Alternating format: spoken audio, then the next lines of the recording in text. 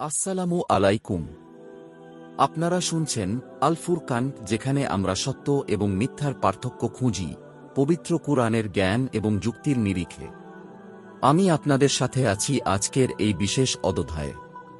আজ আমরা আলোচনা করব সূরা আস-সাফফাতের ১২৫ নম্বর আয়াতকে কেন্দ্র করে এক গভীর ও চিরন্তন বার্তা নিয়ে।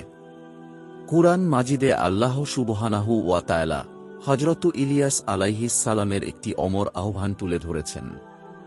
তিনি তাঁর পথভ্রষ্ট জাতিকে প্রশ্ন করেছিলেন, তোমরা কি বাল দেবতাকে ডাকো এবং সর্বোত্তম স্রষ্টাকে পরিত্যাগ করো?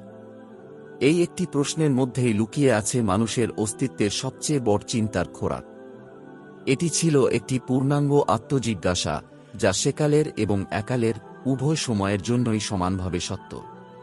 প্রথমত, বাল দেবতা একটি প্রাণহীন কাঠামো, যার কোনো নিজস্ব ক্ষমতা নেই।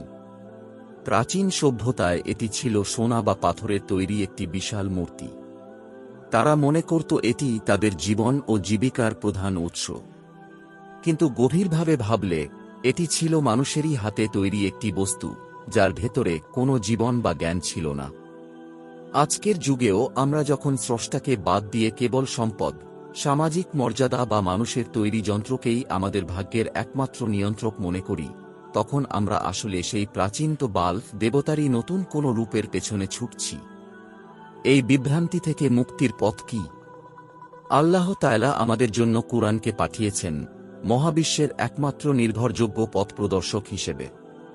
আল্লাহ সূরা আল-আরাফে নির্দেশ দিয়েছেন, তোমাদের প্রতি তোমাদের রবের পক্ষ থেকে যা অবতীর্ণ করা হয়েছে, তোমরা শুধু তারই অনুসরণ করো এবং তাকে ছাড়া অন্য কোনো অভিভাবকের অনুসরণ করো না। কুরআন পড়া এবং বোঝার গুরুত্ব এখানেই। এটি কোনো সাধারণ বই নয়, বরং এটি আপনার জীবনের মূল নির্দেশিকা। যেমন কোনো কারিগর যদি সঠিক নিয়ম না মেনে যন্ত্র তৈরি করতে যায়, তবে তার যন্ত্র বারবার বিকল হবে, ঠিক তেমনি কুরআন ছাড়া আমাদের জীবনও উদ্দেশ্যহীন এবং বিশৃঙ্খলায় ভরে ওঠে। দ্বিতীয়ত, আহসানুল খালিকিন, যিনি মহাবিশ্বের সর্বোত্তম এবং নির্ভুল স্রষ্টা।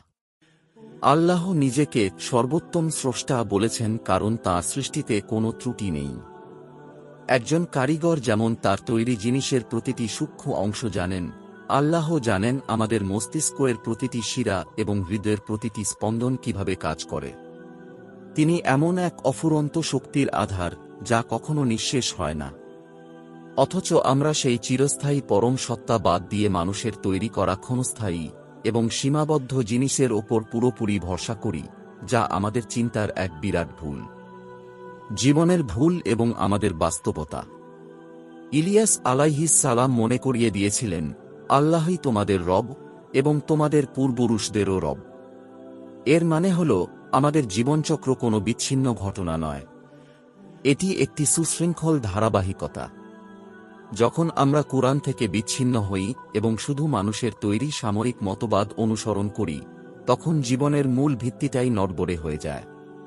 এতে আমাদের ব্যক্তিগত শান্তি ও সামাজিক নৈতিকতা উভয়ই ভেঙে পড়ে। সারকথা এবং আজকের শিক্ষা।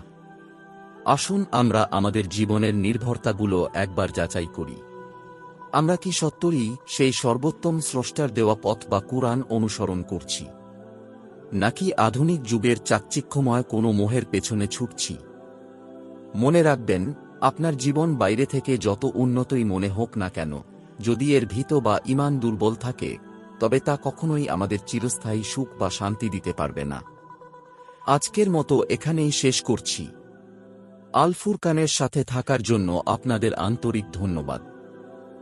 পবিত্র কুরআনের এই প্রজ্ঞা আমাদের জীবনকে সঠিক পথে পরিচালিত করুক। পরবর্তী অধ্যায়ে আবার দেখা হবে নতুন কোনো আলোচনার সাথে, ইনশাআল্লাহ। আল্লাহ হাফেজ।